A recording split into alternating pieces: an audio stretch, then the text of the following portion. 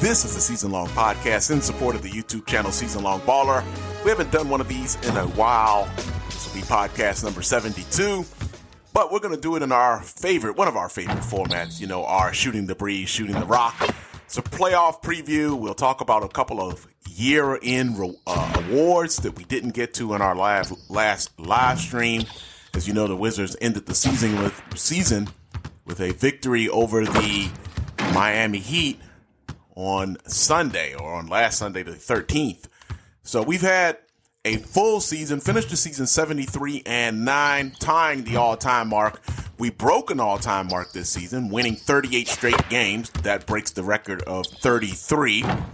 And you know what I mean by break, not of course in real life, but that breaks the record of 33 in a row by the 71-72 LA Lakers. That team won the title. That's Jerry West and Wilt Chamberlain and Elgin Baylor as well. Gail Goodrich is also on that team. Can't remember who that fifth player is, but I know at some point over the summer, hint, hint, I think we will play them in an exhibition game. So we'll have to do our Wizards, these Wizards, which are the one seed, as I mentioned, 73-9. And we'll talk about them in a moment, a little more in depth as our player build, Jaymont Summerz. If you're new to the channel, welcome. And what we do is we play the full 82-game schedule of the Washington Wizards through our player build, Jaymont Summerz, who right now we're shooting around here before our first round series. And we do know who our first round opponent will be. And we will be taking on that opponent on Sunday, April 20th. So I hope you join us for that. But let's talk first about some of these superlatives that we have to get to here. So first of all, MVP, no surprise here. Jaymont Summerz is the MVP, as you see, averaging 28.8 a game, 4.2 assists a game. That's actually down from last season. 0.7 steals, half a block a game, that one is up from last season. Shot 59.4 from the field, and did get my goal of 95% from the free throw line. Last season, I finished 94.9%. And the funny thing was I missed a free throw late that season, and I thought I was going to do it this season too, as I missed one in our live stream late against the Pacers. And I was worried that was going to cost us or cost me that 95%. But I hit enough free throws against the Heat to bring it back up to 95. And as you see here too, I finished at 42.6% from deep. So our player build, Jaymont Summerz, we get the MVP of the league. Now, the Rookie of the Year, Zachary Ricochet from the Atlanta Hawks. Our player, Alexander Sarr, finished second, and for most of the season, he was in the second place position. Ricochet led the entire season basically in our simulation, and so Sarr finished second in that voting. Defensive Player of the Year. In real life, unfortunately, Victor Wembanyama is not going to be eligible for this award, but in our simulation, he is eligible. He finishes first in this category. I think Giannis was second in the voting before the season ended, but Wembanyama will end up with the MVP. And we'll do the first team NBA, second team NBA, the rookie team, all that kind of stuff. We'll do that a little bit later on, probably after the playoffs, probably one of the last things we do at the conclusion of the season. And then taking a look at our clutch player of the season, clutch player of the year, Luka Doncic. And as you see, yes, in our simulation, still with the Mavericks. So see, I got your back, Dallas fans. Or at least on NBA 2K25. Next season, he will be on the Lakers, unfortunately, on NBA 2K26 when we do this again. And remember, this is the ultimate career mode. We have played the entire Washington Wizards schedule through our player build, Jaymont Summerz, starting on NBA 2K23, on NBA 2K24, and going for the three-peat this season on NBA 2K25. But as you see, Luka's the clutch player.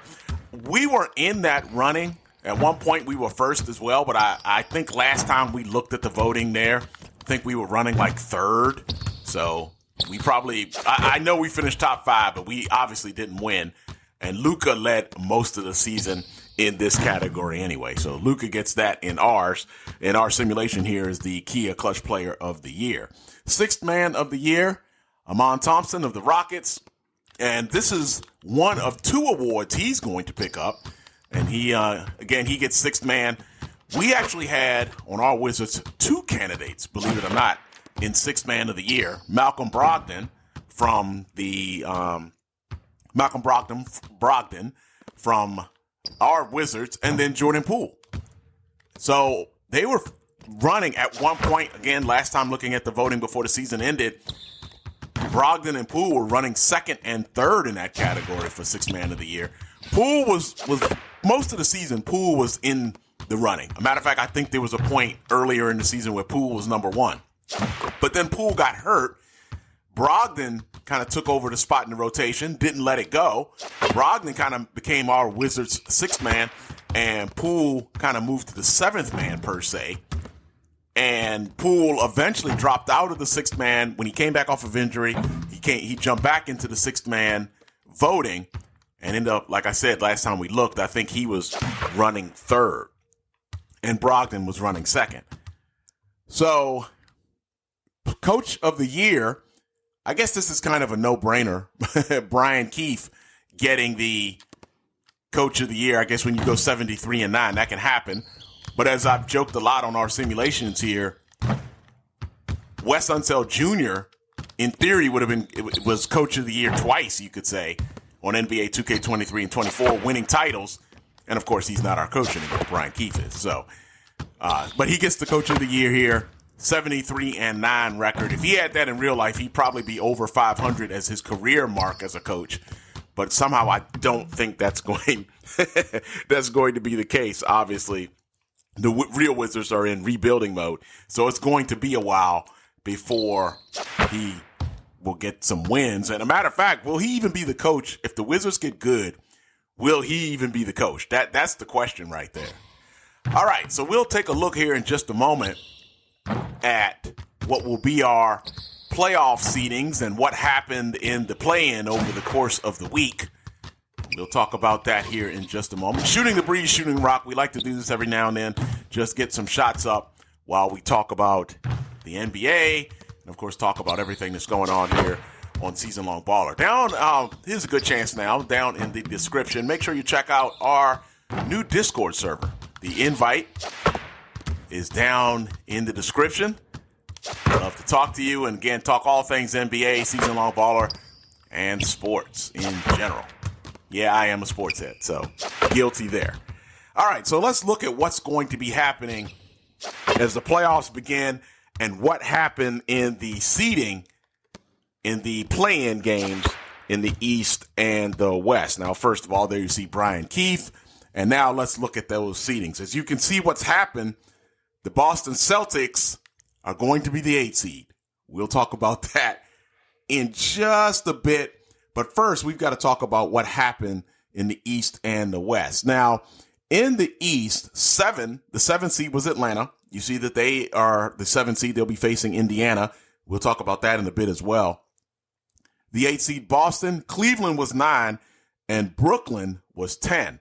Out West, OKC was 7. That held to form. Denver was 8. That held to form as well. New Orleans was 9, and Houston was 10. And again, kind of topsy-turvy compared to the real NBA, where obviously OKC is not a 7 seed, Minnesota not a 2 seed as well in the real NBA. But we'll talk about that in just a bit. Let's look at how Boston became the 8 and how Atlanta became the 7 seed, because that is actually pretty relevant here. Now, first, we'll talk about the 7-8 matchup. That's that's Atlanta against Boston. And I had it confused on the 2X. Thanks for the help out there. But I had it confused, of course, on the live stream. But what it is the 7-8 game. The winner of that game is the 7th seed. The loser advances against the winner of the 9-10 game. And, of course, the loser of the 9-10 game is out.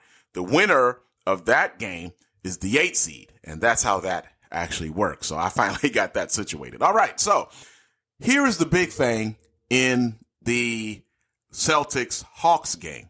Hawks were the 7th seed. But if you recall here on Season Long Baller, Trae Young has been out all season for the Hawks. early injury. We played the Hawks like third game of the season. He was already hurt, and he was out for the season. However, much like Jason Tatum did the first time on NBA 2K23 when we were playing, he came back late in the season, rallied the Hawks, and now Hawks are locked up the 7th seed as you see a 59-54 victory for the Hawks over the Celtics. So the Celtics will go into that game with the winner against the winner of the 9-10 matchup. And again, Hawks, as you see, Trae Young leading the way, 5 assists with 19 points. For the Celtics, Tatum led the way with 13. Porzingis had 13 as well. Tatum going 5 out of 10, didn't hit from deep. Porzingis was 3 out of 5 and finished with that same 13 points. And you see Jaylen Brown was only 1 out of 4, 0 for 1 from deep, and had only 2 points. Now, the other matchup, the 9-10 matchup, you had Cleveland and Brooklyn. Cleveland blows out Brooklyn. And again, I know this is the opposite of real life. Cleveland is a 1 seed in real life. Obviously, Boston has the 2 seed. But in this case, Boston's 8, Cleveland's 9. But here in the 9-10 matchup, Cleveland defeats Brooklyn by 16, 60-44. Garland was hot, 8 out of 10 from the field, going 2 out of 2 from deep, finished with 19. Donovan Mitchell had 11, going 5 out of 7. And that eliminates Brooklyn. Atlanta is the 7th seed, and Cleveland will take on the Boston Celtics. You see Cam Thomas had a bad game, 3 out of 11, only 7 points. You notice no Nets scored in double figures, with the Cams, Thomas and Johnson, going a combined 5 out of 17. So we'll stay out east. For now, the winner of this game goes to the 8th seed, and they will get the right to play me as the 1 seed, and that winner was Boston, a 12-point win here. Jaylen Brown recovers from his game against the Hawks with 21. Tatum had 14. Brown 9 out of 14, shooting the ball a lot more. Porzingis still shooting the ball well as he finished with 10. And a 12-point lead for the Celtics. So now we're set up out east with the Hawks with the 7th seed and Boston with the 8th seed. And we'll talk about those matchups in just a moment. But let's go out to the West. As you see, Donovan Mitchell had 17 to lead the Cavaliers. Karis LeVert, again, in real life playing for the Hawks, but here still with the Cavaliers. And, of course, DeAndre Hunter is still with the Hawks. Karis LeVert had 11 to back up Mitchell's 17, but that was not enough. As you see, Garland was only 2 out of 9 for 4 points after having a very good game against Brooklyn. And that is how the East was won. Atlanta with the 7 and Boston with the 8 seed. So out West now, you see for the, again, taking a reminder, OKC was 7, Denver was 8, New Orleans was 9, and Houston was 10. So in the 7-8 game, Thunder against Denver, and again, we'll talk about how the matchups are out West in just a bit. OKC takes the win over Denver, 55-44. OKC becomes the 7 seed. Denver goes into that next game against the winner of the 9-10 game. And you see that Wiggins had 15. Shai Gilgeous-Alexander, if you're wondering what happened to him, right now he is injured. And that's why he is not in that game. Again, that could be very important as we go out West. And we'll talk about that again in just a bit. But an 11-point win for the Thunder. Without Shai, they still were able to defeat Denver. And the Nuggets, as you see, no surprise, led by Jokic and Murray. They combined 9 out of 14. Both of them were 1 out of 2 from deep, 13 and 9 points respectively. But the the Nuggets fall to the Thunder. Now in the 9-10 game, Pelicans lose to the Rockets. Rockets were the 10 seed, a 59-55 game here. Only one that kind of did not go according to the seeding. Pelicans are eliminated. Rockets will advance to take on the Nuggets. We'll talk about that in a bit. Zion Williamson with 16, Brandon Ingram with 15. They combined for 31 of the 55 points for the Pelicans, but that's not enough. And they go 13 out of 19 from the field. That's probably what the Pelicans in real life envision with Williamson and Ingram, but that never did quite come to fruition. And of course, now Brandon Ingram's been traded to the Raptors in real life. For the Rockets, a little bit of a surprise here. Jeff Green leading the way with 13. He took the most shots with 10. Alperen Şengün, who was a member of the Wizards. You remember that last season on NBA 2K24? Rockets actually offered me a trade for Corey Kispert, and we made that deal. That's down in the description that season. Late in the season, we acquired Şengün. That was a pretty impactful acquisition, but Şengün, of course, plays for the Rockets for real, finishes with 10 here, going 5 out of 6 from the field, and the Rockets advance to take on the Nuggets in the 8-10 game. So, Nuggets-Rockets, 10-point lead for the Nuggets with Jamal Murray leading the way, 6 out of 11 from the field. Jokic had 5 rebounds, 3 assists, and had double digits with 10, and they defeat the Rockets by 10, 66-55. And again, Jeff Green, I guess he's feeling it. Had more shots than anybody else on the Rockets, went 7 out of 11 from the field, had double digits, only Rocket in double digits. But that was not enough, and the Rockets get a 66-56 victory over the Nuggets. So we will take a look here in just a bit at the playoff seeding now. We'll talk about the playoff seeding in just a moment. And you remember, we've got a new Discord server. And if you're new to the channel, SeasonLongBaller, go ahead and hit that like and subscribe button. It is much appreciated. Now, our playoffs are going to begin on Sunday, April 20th. The actual NBA will begin their playoffs on the 19th. On the 15th through the 18th, of course, this week, that's when you had your play-in games. Then on Saturday the 19th, that's when the NBA starts the playoff games. And for our number one seeded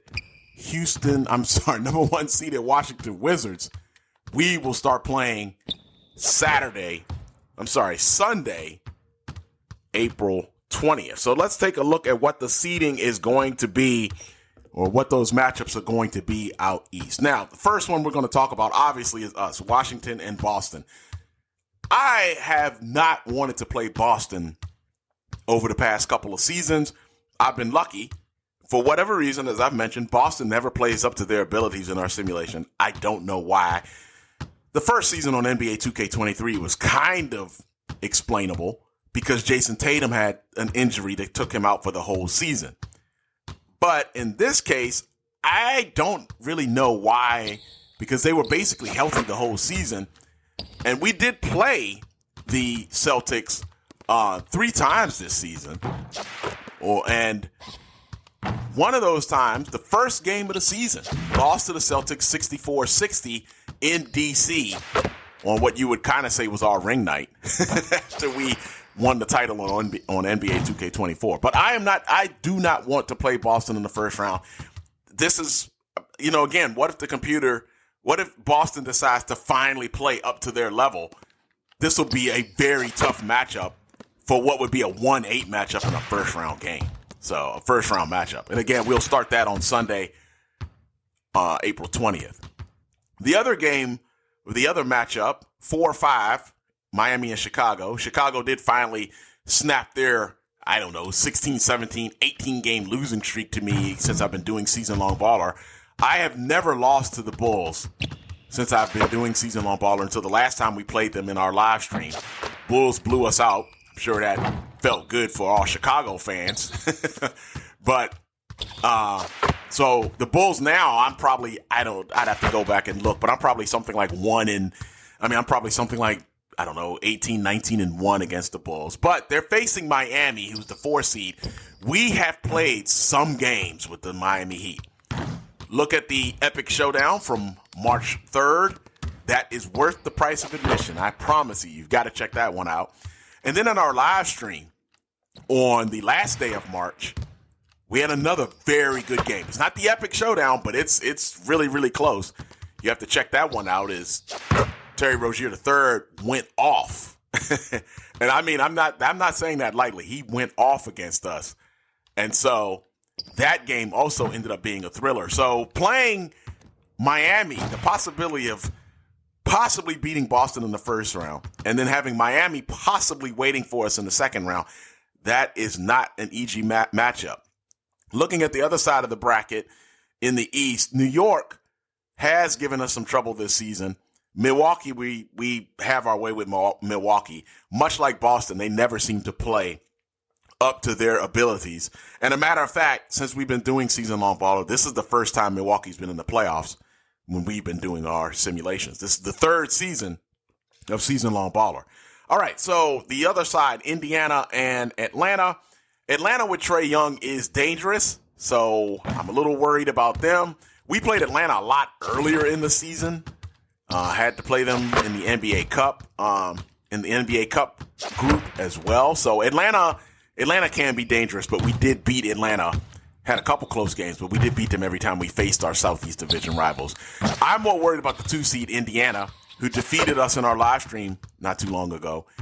And the Pacers and Tyrese Halliburton have given me trouble this season the whole time. So, again, the possibility of facing Boston in the first round, Miami in the second round, Indiana in the conference finals, that's a pretty difficult road, I think, for what's a 73-9 Wizards team.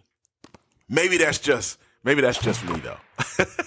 Welcome to the Season Long Podcast. Glad you could join us. This is Season Long Podcast number 72. And as I've mentioned, we're doing this in our shooting the breeze, shooting the rock format that we like to do sometimes on our live streams, just shooting around and we talk NBA. And again, if you like talking NBA, oh yeah, you see that hot from everywhere.